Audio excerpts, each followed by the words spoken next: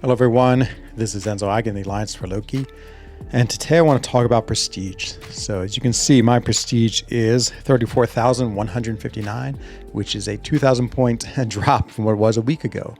And why was it higher a week ago? Well, it's because Kabam used to calculate prestige from your top 5 champions. There's 4 of my top 5. I don't know why they only showed 4. And that would give you your prestige. You take the average of those champions. Now it's top 30. So now it's these 30 champions that the average of their prestige is what my prestige is. Interesting to see too is that actually my 2 lowest champions are rank 3s, even though I have 33 rank 4s. Just because these champions are SIG 200, high prestige champions, 2 of the highest in the game. And I have some low SIG rank 4s, which haven't managed to overtake these 2. So even with my big account, I don't have all rank 4s as my top prestige. What does this mean? What is prestige? Why do we care about it, obsess about it so much? Interesting enough, prestige is such a small part of the game. And so the only place prestige matters is in Alliance Quest. And so if you play Alliance Quest at the end of every week, your alliance's prestige, assuming you've done the hardest map on the hardest difficulty, 100%, is compared to all others, and you get rewards based on what your prestige rank is. And so the top alliance gets 60,000 radiance, and we're always in the 1120 range. We get 35,000. 35,000 is roughly a third of a tier 7 basic, while the top one gets roughly half in the Radiant store. So that's all prestige does for you. And if we look at the leaderboard, so this was really interesting, is that we had a 5-way tie for first place. And this was back on the old top 5 system. Why is there such a big logjam in the front? Because for these alliances, which are all like big alliances with lots of big spenders, like my friend Max is in Relax, and he intentionally made this alliance to try to be number 1 prestige. And so being number 1 prestige is not that difficult because, again, there's only 5 champions. The top 4 you see up there, plus iDoom, easy to get them, awaken them, SIG 200. I mean, now that the top players like myself have 25 to 35 rank 4s, it's easy to have those 5 champions as part of your roster that are all max SIG. And so that's why we end up with this big logjam. And so that's what brings me to my next part of this video is top 30 better than top 5? Complex question. I would say my simple answer is yes. And why is it yes? I think for 2 reasons. One, you avoid sort of this log jam at the top. Top just 5 champions is not enough, especially considering how infrequently we get changes in prestige. The other more interesting reason why it's better is I think the effect it will have on the game is good overall in a player's roster development. So before, when someone like High Evolutionary came out, it was like for someone like me who cares about prestige, I had to get him, had to rank for him, had to SIG 200. And so what is High Evolutionary? I mean, he's like a reasonable defender. I don't really play him on offense. I mean, he's an okay champion. I wouldn't say he's a champion I really am like that psyched to have and play because he's okay. I think he's sort of average in the meta. But prestige-wide, he's mattered a lot.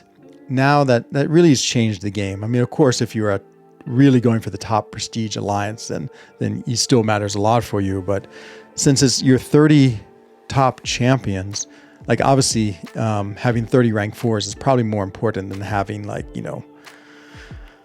just any champion who is ranked 3 or better. And so it just means I feel like you can rank up champions you want, because let's say, whether I rank up High Evolutionary or if I take up, someone like Gore, for instance, because I really love playing Gore. I mean, that's going to help my prestige a lot because it becomes a rank 4. And the fact that it's top 30 really dilutes the effect it's going to have on your prestige overall. And something very interesting about prestige is that it's sort of like the top 10 champions, maybe the top 20 have, I think it's really only the top 10 have pretty significant bumps in prestige compared to other champions. But after that, I would say 20 or 10 through 50 have almost no difference in prestige. It's like 35,000, 150 compared to 35,130. So most champions, the prestige is actually pretty equivalent. And prestige is such a weird thing. Like if you look at a champion like Onslaught, there's absolutely no way you can see his prestige. Like if I go to champion information, I mean, prestige is nowhere to be found. There's no prestige in any of his attributes.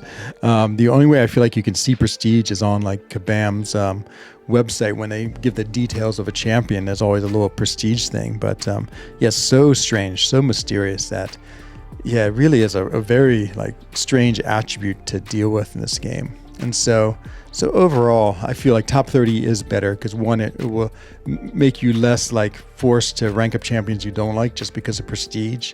And also, yeah, it's already such a strange thing. I feel like it's such a small part of the game that I'd rather rank up a rank 4 champion, which I'd love to play, you know, especially if it needs SIGs, put SIGs into them. Like a champion who needs his SIGs really, really badly.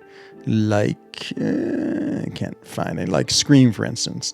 Like Scream is great at SIG 200. So, like, if I get her a rank 4 SIG 200, that's going to help my prestige a lot. Maybe she's only like 37 in the list of champions of prestige, but still, rank 4 SIG 200 makes a big difference to my roster, as opposed to just having to do a prestige rank up. So yeah, I think it's a much better change to have top 30. The last thing I'm going to talk about is like the free-to-play conundrum. Like, has this game made another almost impossible barrier for free-to-play players? It's an interesting question. I would say definitely has made it harder for them, and the prestige is going to suffer. Why is it going to suffer? Because again, if it's based on rank 4s, your prestige or your highest ranks, then obviously like someone who spends a lot, and now I have like, you know, what do I have? 32. I have 32 rank 4s. Like I'm going to have a high prestige because rank 4s are always inherently higher prestige than rank 3s.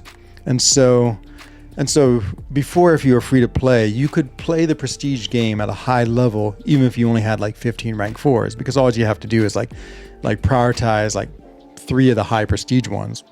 Elena, for instance, maybe Shauthra, who also happen to be good champions. Onslaught. All those are great champions with high prestige. And if you SIG 200 them, then, you know, you just need 2 more. Like Photon may not be the highest, but she has pretty reasonable prestige. Serpent obviously is a great champion, pretty good prestige. So your prestige would be pretty high, even with just 5 rank 4s, and they're good champions. So it allowed you to be competitive with prestige, even as a free-to-play or cheap-to-play or modest-to-spend player. Now that's a lot harder because, again, like, since it's based on 30 of them, like obviously my 30 rank 4s will give me a huge boost in prestige. And so is that going to make a significant difference? To be honest, I'm not sure. I don't know if it will. One, I go back to my first sort of statements about prestige. It's such a minor part of this game that I don't know if it's going to make that big a difference. I mean, it's going to be really interesting to see, like, Relax, how they're going to deal with the prestige. So easy when it's top 5 prestige. I mean, of course, every member has the 5 highest champions, as do all of these alliances. They have the 5 best champions at SIG 200 rank 4 with the highest prestige in the game. And so all 30 members.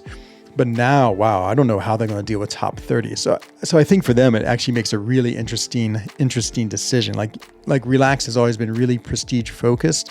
Like, are they still going to do that? How are they going to do that? And yeah, it seems like a very interesting puzzle for them. You know, for most alliances, I think things are going to stay relatively the same. I would say the ones who are probably going to have the most interesting time are actually alliances like For Loki. So we have a really big mix. We have like the Usafas and the Enzos of the world who have huge rosters, spend a lot of money. And then we have sort of, you know, the other group of players who are great, you know, war players or like, you know, super cool people who just wanted the alliance and who don't necessarily have a lot of rank 4s or high prestige. While they could have sort of, you know, as I said before, like it was just top 5, they could manage it because they would just get 5 champions. But now it's going to be a much more different game. And so for us, where we have a pretty big change between like some really big spenders and some modest spenders, you know, I think our prestige could maybe change the most. Now, does that mean we're going to panic or care. I don't know. Because if you really look at the alliance rewards, like the difference isn't huge. Like rank rewards, so like we've been in 11 to 18, but let's say we drop down 21 to 30. It's a difference of 4,000 radius. Not really that big a difference. Even if we were to go 31 to 45, I mean, it's 10,000 radiance.